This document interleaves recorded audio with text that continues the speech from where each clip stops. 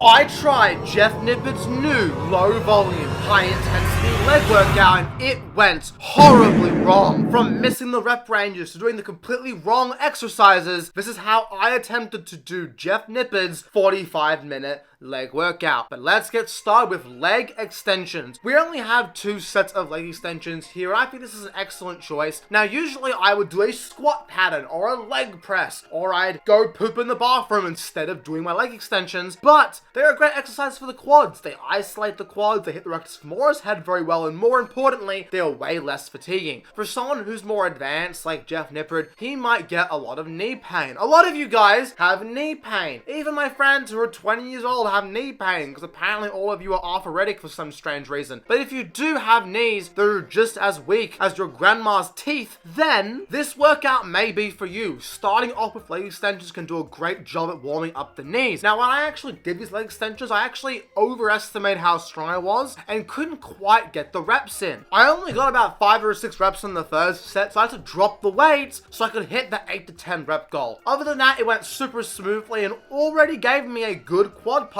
so we can move on to our next exercise for the hamstrings, glutes, and the adductors, the Romanian deadlift. This is where I started having some issues. At the time of me recording this video, I had actually lost my straps, so I couldn't strap into the bar. I tried my best to do Romanian deadlifts without the straps, but once I hit 100 kg, I could not physically hold on to the bar any longer. I tried using a hook grip. I tried just toughening it out, but I could not hold onto the bar long enough. I haven't done RDLs for a while. The last time I did them, I did about 125 kilos for 6 or 7 reps. This time, I couldn't do it. I struggled for about 20 to 30 minutes before I moved on to the third exercise, which were hip thrusts. After the hip thrusts, I had to supplement the RDLs with leg curls. Because of the way this workout is constructed, you have an exercise for every muscle in the legs. In the legs, you want to train your quads, your glutes, your adductors, your calves. Because we have a hip thrust movement in there, we're already hitting the glutes. The leg extension hits the quads, and these leg curls will hit the hamstring. The calf raises later on in this video will also hit the calves very well. So if you really hate RDLs, you can do leg curls instead. The benefit of doing it how I did it is it will save you time, because the machine is easy to load up in the barbell, and it's less fatiguing. But again, you don't get that stretch in the hamstrings, which may or may not cause some additional hypertrophy. So because of that, I would still recommend doing the Romanian deadlift. But if you really hate the exercise, or you simply don't have straps for some weird reason, because you're like me and you're suboptimal, then doing some leg curls isn't the end of the world. Then I did hip thrusts. I haven't done 3-weight hip thrust in a very long time. In the video, Mr. Nippard uses the machine. The problem is, the machine at my gym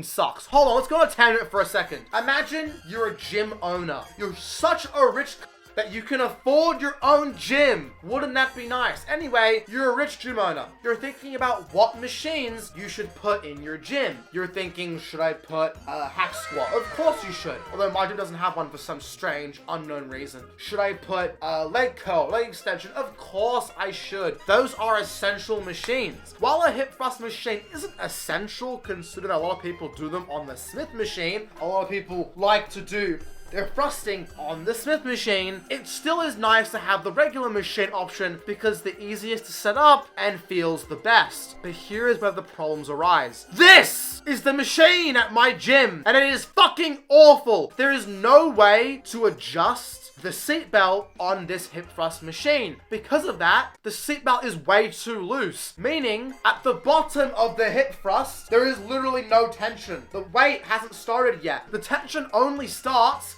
at the very, very top. So you only have this much range of motion, which I'm sure a lot of you guys in the bedroom are very used to, because you know. But still, it meant that I had absolutely no range of motion. That machine is so ungodly bad, I have no clue why my gym owner didn't buy the plate-loaded version, which actually works, is so much better than every other Anytime Fitness on the planet has. For the hip thrust, I found these kind of challenging. I had no clue how much weight I was capable of doing. I tried doing about 100 and I think 70 kilos, something crazy like that. I managed to get a few reps, but I wasn't satisfied with my form, so I lowered the weight and executed the reps properly. Our second last exercise is only one. Only one. I am the one, the only one. And it is the leg press. The pencil neck quad compound exercise. Real men do regular squats, but okay, in this exercise, Jeff Nippards decided to lose testosterone and to lose manliness points, and to just do a pussy leg press. I performed my set with 4 plates because I thought I was all I was capable of, but I somehow did 15 reps. And I still had way more reps in the tank. I got tired from running out of breath somehow, more than I got tired from the weight itself. So, my friends, if you are doing an exercise for the first time, don't be like me. I performed this entire workout incredibly wrong, but I still wanted to make this video because I thought it'd be funny, and it has some important lessons for you guys. If doing a movement for the first time, I encourage you to use your warm-up sets properly. Try 2 plates, then 3, then 4. Even try 5. If 5 is way too heavy, you can lower the weight later. Play around with your warm-up sets. Spend more time on them if you have to